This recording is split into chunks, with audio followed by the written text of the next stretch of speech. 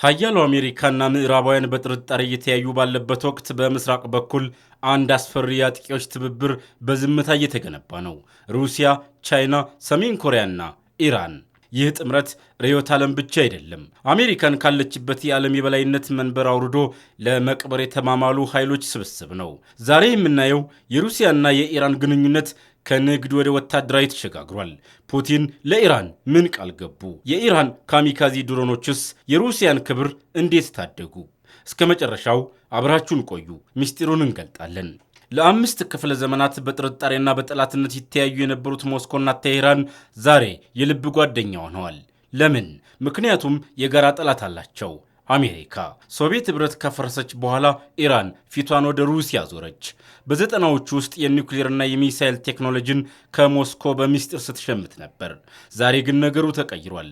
ኢራን የሩሲያ ታናሽ ወንድም መሆኑ አብቅቷል። በሶሪያ ምድር በጋራ ደም መፋሰሳቸው፣ አሁን ደግሞ በዩክሬን ሰማይ ላይ የሚበሩት የኢራን ድሮኖች ቴሄራንን በፑቲን አይን ውስጥ እኩል አጋር አድርገዋታል። ይህ የጥፋት ትብብር አሜሪካ ዝም ስላለች ሳይሆን አሜሪካን ለመገዳደር በከፍተኛ ደረጃ የታቀደ ስልታዊ ውሳኔ ነው። የኢራን ድሮኖች የጦርነትን ታሪክ ቀይረውታል።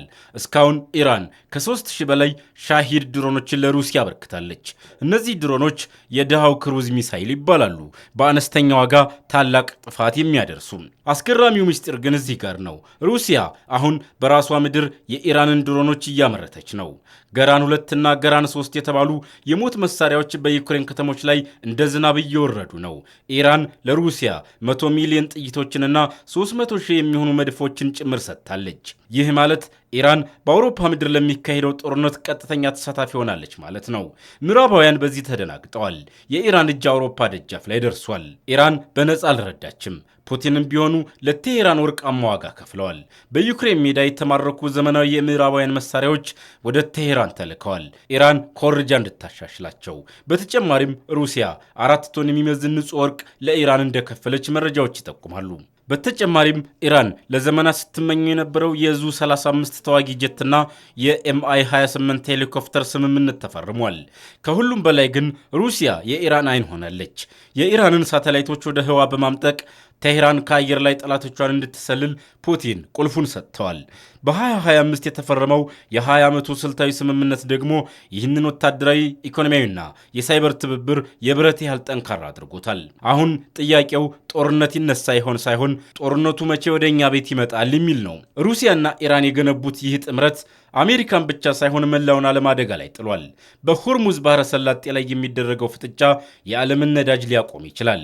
አሜሪካ በኢራን ውስጥ ክፍፍል አለ ብላ ብታስብም ቴሄራን ግን ከሞስኮ ጋር ሆና አዲስ የዓለም ስርዓት እየፈጠረች ነው። ይህ የአጥቂዎች ትብብር ዓለምን ወደ ጨለማ ይወስዳት ይሆን ወይንስ ደግሞ አሜሪካ ሌላ አማራጭ ታመጣለች? አሜሪካና እስራኤል በኢራን ላይ የከፈቱት ጥቃት ዓለምን ወደ ሶስተኛ ዓለም ጦርነት እየገፋት ባለበት በዚህ ወቅት ቴሄራን ፊቷን ወደ ቭላዲሚር ፑቲን አዙራለች። ፑቲን ለኢራን ምን ቃል ገቡ? አዲሱ የኢራን መሪ ተብለው የሚታሰቡት ሙጅተባ ሐማኒ ለፑቲን የላኩት ምስጢራዊ መልእክትስ ምንድን ነው? ሞስኮ ልዩ እንግዳዋን አስተናግዳለች። አባስ አራግቺ ከፑቲን ጋር ሲቀመጡ ብቻቸውን አልነበሩም። በስብሰባው ላይ የሩሲያው የውጭ ጉዳይ ሚኒስትር ሰርጌይ ላቭሮቭና እጅግ አስፈሪው የሩሲያ ወታደራዊ ደህንነት መሪ ኢጎር ኮስትዮኪዮቭ ተገኝተዋል። ይህም ንግግሩ ስለ ሰላም ብቻ ሳይሆን ስለ ወታደራዊ ድጋፍና ስለ ስልታዊ ጥቃትም ጭምር መሆኑን ያመላክታል። አራክቺ በግልጽ ተናግረዋል። ኢራንና ሩሲያ የስትራቴጂክ አጋሮች ናቸው አሉ።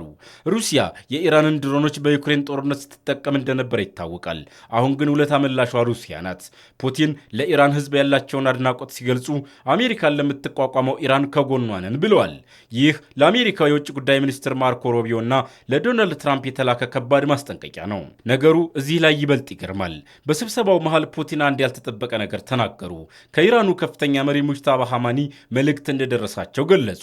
ሙጅተባ ሐማኒ ሰሞኑን በአደባባይ ያለመታየታቸው ብዙ ጥርጣሬዎችን ጭሮ ነበር።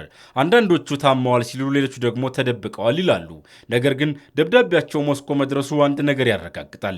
ቴሄራንና ሞስኮ በቀጥታ መስመር ግንኙነት ጀምረዋል። ሩሲያ በመካከለኛው ምስራቅ ጉዳይ ውስጥ እጇን እስከ ከርኗ ለማስገባት ወስናለች። የክሬምሊን ቃል አቀባይ ዲሜትሪ ፔስኮቭ ሩሲያ በአሜሪካና በኢራን መካከል ለማስታረቅ ዝግጁ ናት ብለዋል። ግን ይህ እውነተኛ እርቅ ነው ወይስ አሜሪካን የማዳከም ስልት? በሌላ በኩል ዋሽንግተን ውስጥ ድባቡ የተለየ ነው።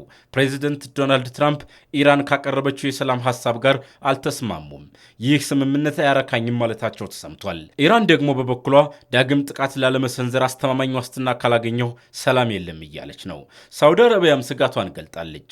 በሆርሙዝ ባህረ ሰላጤ ላይ የሚታየው አለመረጋጋት የዓለምን የነዳጅ ገበያ ሊያናጋው ይችላል። የዓለም ንግድ አደጋ ላይ ነው።